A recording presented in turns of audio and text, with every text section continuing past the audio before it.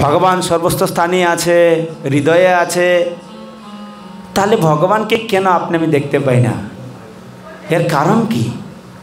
তীর্থে যাই, বৃন্দাবন, কত জায়গায় যাই আপনি আমি, হ্যাঁ, কত সাধু সঙ্গ করি, কিন্তু ভগবান তো সর্বত্র স্থানেই আছেন। ভগবান এত সুন্দর তত্ত্ব বলছেন, ঈশ্বর সর্বভূতানাম হৃদ্দেশে অর্জুন তিষ্ঠতি। হে অর্জুন, আমি প্রত্যেকের হৃদয়েই আছি, হ্যাঁ, আর আমি সমস্ত জীবের একমাত্র ঈশ্বর। ভূত মানে কি? আমরা অনেক সময় এটা উল্টা বুঝি। ও জানো, সেন্টুর মার ছেলেটা ভূতে ধরেছে, হ্যাঁ, ভূত চালাতে হবে। আরে এই ভূত না, এটা হচ্ছে সংস্কৃত শব্দ। ভগবান বলছেন, হ্যাঁ, ঈশ্বর সর্বভূতানাম। ভূতানাম মানে সমস্ত জীবদেরকে বোঝাচ্ছে, হ্যাঁ। আর যে পিশাচ ধরেছে, হ্যাঁ, স্বাভাবিক, আপনি আমিও সেই ভূত নামটা তো দিয়েছেন ভগবান, ভূতানাম, কিন্তু ভূতানাম মানে সেই ভূতের মতনই আচরণ আমার। কেননা যদিও মনুষ্য শরীর লাভ করেছি, কিন্তু আচরণ সেরকম। কেন বললেন? পিশাচে পাইলে যেমন মতি আচ্ছন্ন হয়, পিশাচগ্রস্ত যদি হয়, হ্যাঁ, কিন্তু মতি আচ্ছন্ন হয়, মায়াগ্রস্ত জীবের সেই ভাব উদয় হয়, যা আপনার আমার, বিশেষ করে আপনি আমি মায়াগ্রস্ত থাকার ফলে ভগবান যেখানে আছেন সেটা আপনি আমি দেখতে পাচ্ছি না। বৃন্দাবনে যাচ্ছি, বৃন্দাবনের ধুলি নিচ্ছি, কিন্তু ভগবানকে কি দেখেছি? হ্যাঁ, তাহলে ভগবানকে দেখতে গেলে কি করা উচিত? ভগবানকে জানতে গেলে কি করা উচিত? সেই তত্ত্ব কি কখনো আপনি আমি নিজেকে জিজ্ঞাসা করেছি? হ্যাঁ, সেই জন্য বললেন মনুষ্য আকার বটেই, আকারটা ঠিক মনুষ্যর মতন, কিন্তু বলছেন মহাজনরা, করো তো ভূতেরও কাজ। আপনি আমি সেই ভূতের কাজ নিয়ে বসে আছি বেকার, কিন্তু আকারটা ঠিকই মনুষ্যর মতন, কিন্তু কাজগুলো করছি ভূতের মতন। কিন্তু ভগবান আছেন।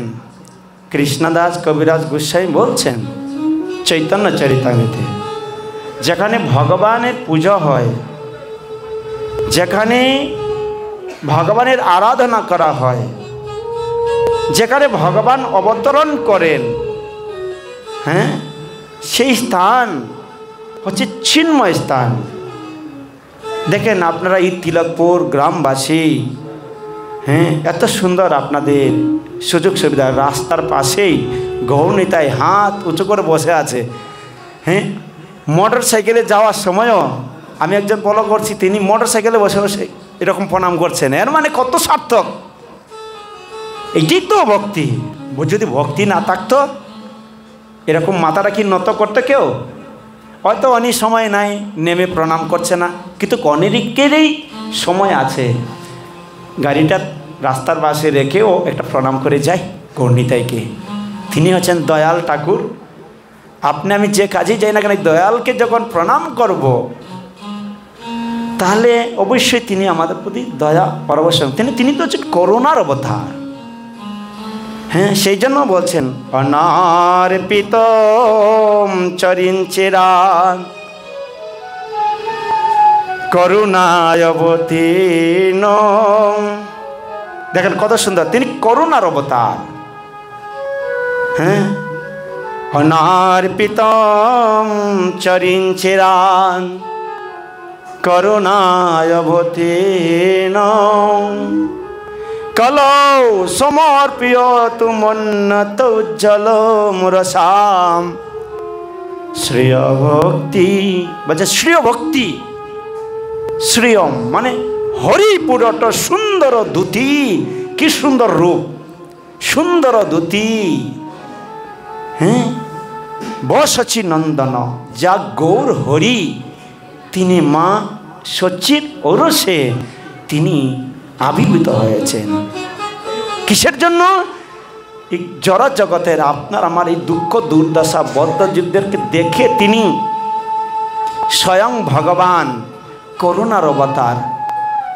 সেই জন্য তো নাম দিয়েছেন নিতাই গৌর নামট্ট।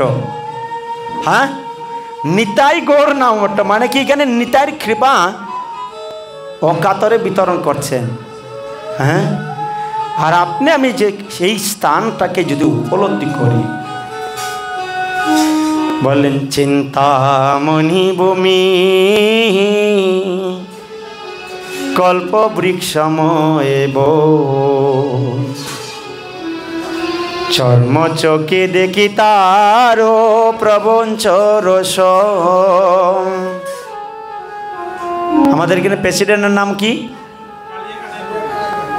ও কালিয়া কানাইর গৌরনীতা এখানে বসাই দিছে। কালিয়া কানাই দাস ওনার বাড়ির থেকে গৌরনীতায় বসান নাই। ওনার কিন্তু পার্সোনাল ভগবান নাই, আছে? এখন আপনি আমি যদি ভাবি না এটা হচ্ছে ওনাদের পার্সোনাল গৌরনীতায় বসাই রেখে দিয়েছে, না, এই ভগবান প্রত্যেকের, কিন্তু তিনি দালাল। কোন দালাল? ওই অর্থের দালাল না, তিনি হচ্ছেন সেই গৌরানা ঠাকুরের যে প্রেম দেওয়ার দালাল। আয়সা যদি আপনি কার সাথে সাক্ষাৎ করতে হবে? প্রথম গৌরনীতার সাথে কথা বললে হবে? হ্যাঁ, কালিয়া কানাই প্রভুর কাছে আসতে হবে, এসে বলতে হবে প্রভু আমি কিছু ফল নিয়ে আসছি, আপনার ঠাকুরকে একটু ভোগ লাগান তো। তাহলে ইনি কি দালাল না? কোন দালাল? প্রেমের দালাল। তিনি প্রেম বিতরণের দালাল। সেই জন্য কি করা উচিত? ওনার পার্সোনাল ভগবান না। আর এখানে যদি আপনি আমি যা বাসনা করব সেই বাসনা পূর্ণ হবে। কেন? চিন্তামণি ভূমি কল্প বৃক্ষময়ে চর্ম চোখে দেখি তার প্রবঞ্চ রস। হ্যাঁ, বলছেন এই চর্ম চোখ দিয়ে ভগবানকে আপনি আমি দেখতে পাই না রে মা।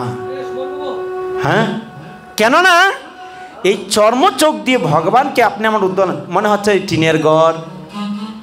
হ্যাঁ, আর যারা এখানে থাকে, ও কালিয়া কানাই প্রভু একা একা এখানে থাকে।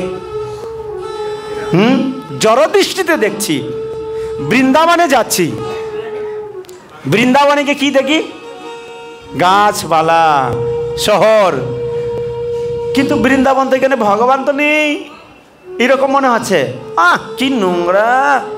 বৃন্দাবনে তো এরকমই বেশিরভাগই দুর্গন্ধ। কেননা তারা এই ভগবান গন্ধময় স্থানেই তিনি আবির্ভূত হয়েছেন। যদি আপনি নোংরা জায়গাতেও থাকেন, আপনি আমি যে স্থানেই থাকি না কেন, যদি হৃদয়ে ভক্তি থাকে, হ্যাঁ, হৃদয়ে যদি ভক্তি থাকে, ভগবান সেখানেই আবির্ভূত হন। হ্যাঁ, যদি হৃদয়ে ভক্তি প্রকাশিত হয়। হ্যাঁ, এখন ধরুন আমাদের বিশ্বম্বর বাবু বাজারে গেলেন, গিয়ে ডাল চাল সবজি সব কিছু নিয়ে আসছেন, এনে দিলেন। এখন সব কিছু আমানি হয়ে গেল, করার মধ্যে দিয়ে রেখে দিলেন, তো খিচুড়ি হয়ে যাবে। কিন্তু সব কিছু দিলেন, যদি তলে যদি আগুন না দেও খিচুড়ি কি হবে? তাহলে আপনি সব কিছু আয়োজন করলেন, যদি আগুন যদি প্রজ্বলিত না হয়, তো সেই আগুনই তো হচ্ছে কি ভক্তির প্রজ্বলিত। তখন কে সে কি হবে? খিচুড়িটা টেস্টি হবে, সকলেই খেতে পারবে। হ্যাঁ, ঠিক আপনার আমার জীবনটাও এত সুন্দর মনুষ্য শরীর পেয়েছি, ভগবান এত সুন্দর একটা সুযোগ দিয়েছেন। আবার যে পাবো কোনো নিশ্চয়তা নাই, কোনো গ্যারেন্টি নাই।